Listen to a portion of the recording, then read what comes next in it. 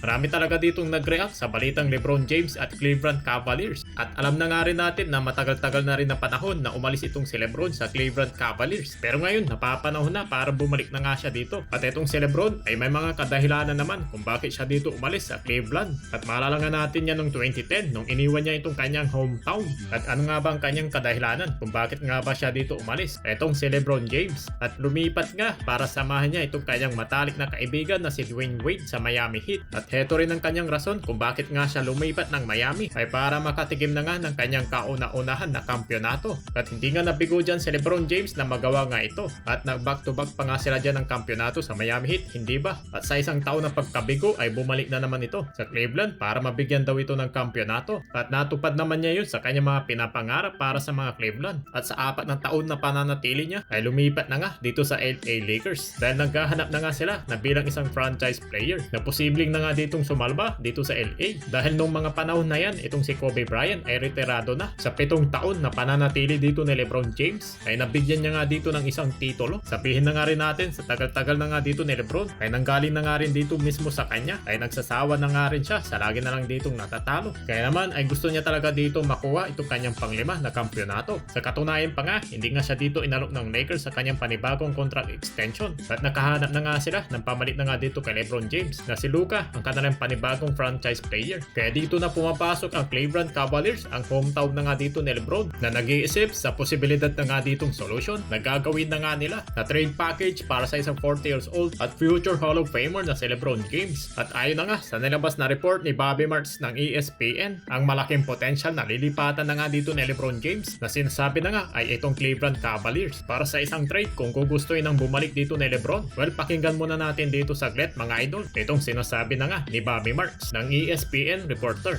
Unrealistic teams are potentially Cleveland. Cleveland will certainly be mentioned a lot if LeBron James ever became available.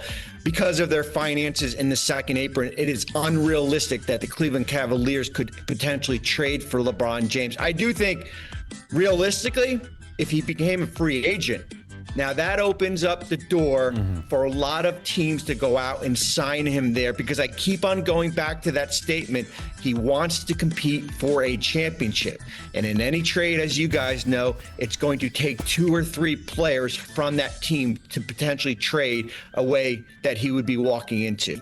One of 2 that has a no trade clause in his contract. His contract's at $53 million. Well, marami talagang nag-aantay sa balitang ito sa posibleng nangang gagawin dito ni LeBron James. Dahil wala pa nga ditong kasiguraduhan kung mag-i-stay pa siya dito sa LA Lakers. Dahil na nga sa mga posibleng paglipat na nga niya sa mga ibang team. Lalong-lalo na nga daw itong kanyang hometown na Cleveland Cavaliers.